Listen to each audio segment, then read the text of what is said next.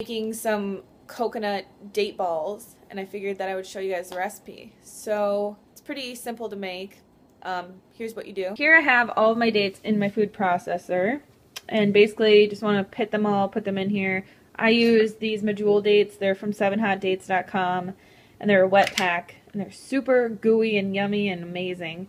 So you want to put them in your food processor, as many as you want. I'm actually making 2 batches because I'm going to make some chocolate coconut date rolls, and then I'm going to make just some normal coconut date rolls. And then here I have some reduced fat organic coconut, dried shredded coconut. So I always get the reduced fat stuff because it has 40% less fat than the other coconut that isn't reduced fat, and it seems like the other stuff is just a lot more oily and I don't really like it. This stuff's more dried out, but it's still raw. It's they just somehow dehydrate the oil out of it, kind of like they do that PB2 stuff. So you want to take this, and then we're just going to dump some of this dried coconut into our food processor.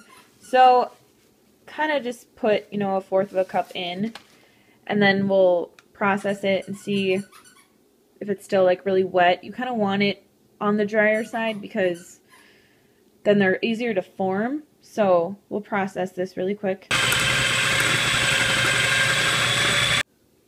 And then you're probably going to have to stop it a couple times and just push it all around. So we'll just put a little bit more in, and then kind of just like push it down so that it processes it more.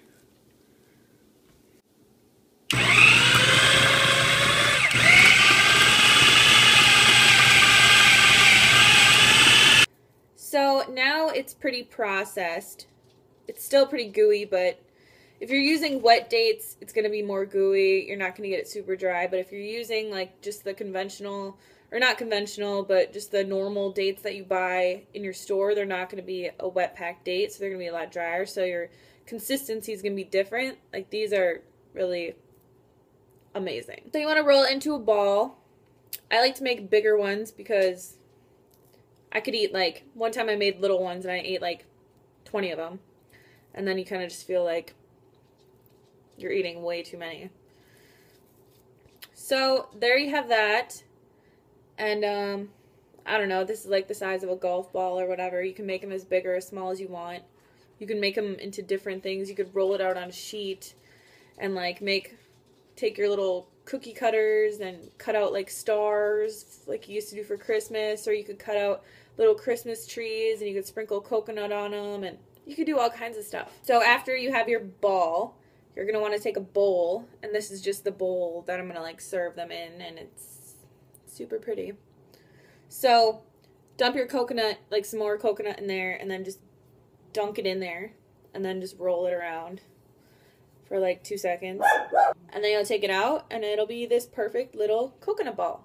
So then, you know, just put it like on a plate. You kind of want them to dry out for a little bit because they're, depending on, you know, the consistency of them, if they're still like really gooey and stuff, they'll stay formed like this, but when you bite into them, they're just going to get all over everybody's hands. And when you buy these in the store, they're drier, so you can let them dry out. If you don't want them to dry out, then just put them in like a glass container that has a lid, whatever. So yeah, then you just keep making more. Scooping and rolling and dipping.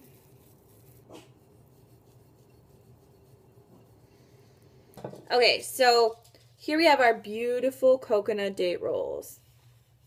So now we're going to make the chocolate ones. And pay attention because this can get really, really tricky.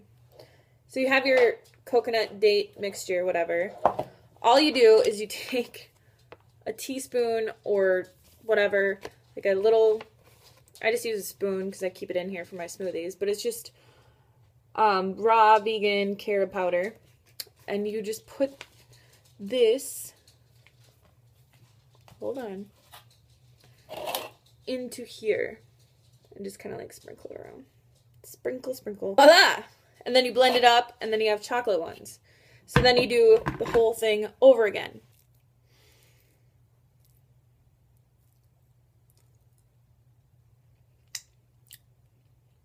If you don't want it to stick to your hands as much, just get your hands like a little bit wet before you start mixing it or rolling it. And then it won't stick to your hands like half as much. See? As you can see, they look exactly the same. This one's chocolate, this one's not chocolate. So if you want to be able to differentiate them, put them in different bowls or put little like toothpicks with flags that say chocolate on them or something, I don't know. And here are the finished chocolate ones. So this is a super simple, easy recipe to make. It's great for the